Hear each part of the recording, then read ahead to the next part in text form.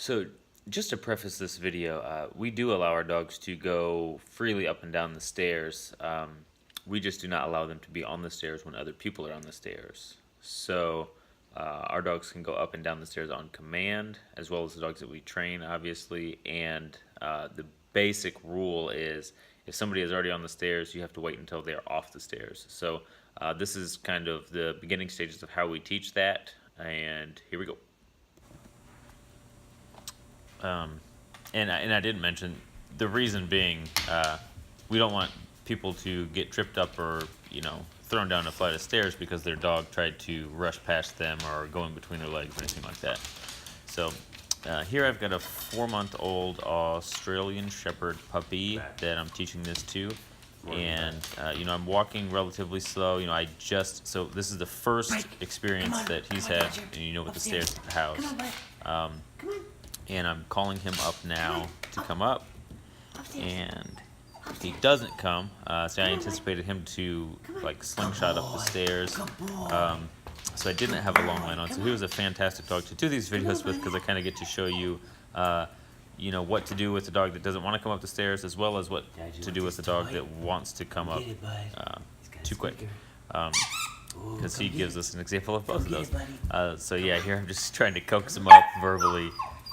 Not working. He's like, no, I'm not sure what's going on here. So just to back up a step here, I've got a leash on him, and I walked up fairly slow, kind of sideways, so that I could step back toward him if he tried to come up.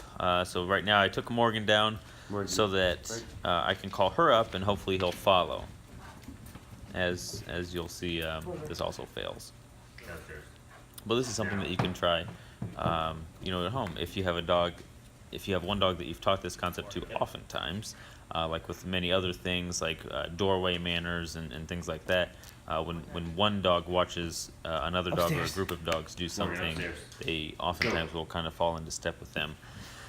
Dodger does not follow Morgan up the stairs, so, okay. Morgan upstairs. So here I'm going to try to give him little tugs, sometimes just 1 or 2 tugs upward, and the dogs will be like, okay, I can go upstairs, so I'll go up. He was very, very against that, as you can see there. He's like, no, I am not going up the stairs. You walked up them very cautiously the first time, so I'm just going to hang out here. So I got a 30-foot long line on now, so this way I can be off the stairs, because I don't want to be on the stairs when I'm trying to, tug him up the stairs. So usually you just need to get them started. So I'm kind of just lightly tugging, cool, lightly tugging. He's fighting. He gets up to about the 4th step, and then he's like, okay, these steps are fine. So then he comes up. Awesome. So now going down, and I'm going to take my long line with me. So I'm going relatively slow, and I'm going backwards in this case, so that I can do this. So he gets ready to come down the stairs, and I just use my spatial pressure, my body language, to tell him back up. So that's it. And I'm down, so I'm going to call them now, because I'm all the way off the stairs. Cool, he's coming. Fantastic. Morgan says, all right, I guess I'll go with you guys. Pepper says, wait, where are you guys going? Cool. So we're going to do a couple more repetitions with this. Just going up the stairs again. Got my 30-foot line on. So here he is. Now he's confident. He's like, I can do these stairs. So I got to kind of step into him again. Just using my body language and stepping toward him, not touching him. He's got no tools are being used or anything. Literally just the body language. So here he willingly comes up. Didn't have to give him any tugs. Perfect. Cool. Let's do it again. Going down.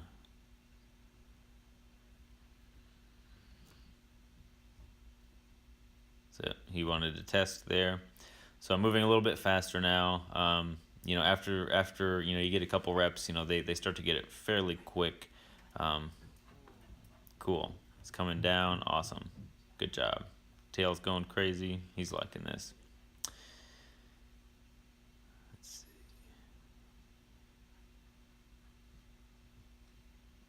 see. Yep. Overconfident, so I had to step toward him. But now he's sitting calmly in place, so that's good. Cool.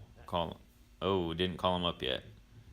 So boom, I was all the way up the stairs, and he started to come up before I released him, because right now I want him to do this strictly on verbal. We kind of phase into the dogs being able to acknowledge nobody's on the stairs. I can come up on my own, because sometimes when we allow them to do that right off the get-go, then they predict the moment when they're going to be released too much, and they kind of break early. So yeah, it's cool. This is after a short little break. I think I went and fed the dog, so this has been 10 or 15 minutes, and we're going to do a little bit more. Again, having to use my body language to keep him in place. So I'm almost facing completely upward now, because I've gotten a little bit more reliability out of him, after a few reps. Cool. And now this is in real life. So this is a day, this is maybe 2 or 3 days afterwards. The kids are all coming up the stairs, and Dodger is waiting patiently. And then once they get up to the top, then he comes up. And this is exactly what we are looking for. And this is exactly why, because we do not want our toddlers to be thrown down the stairs, because there's, pushing and shoving.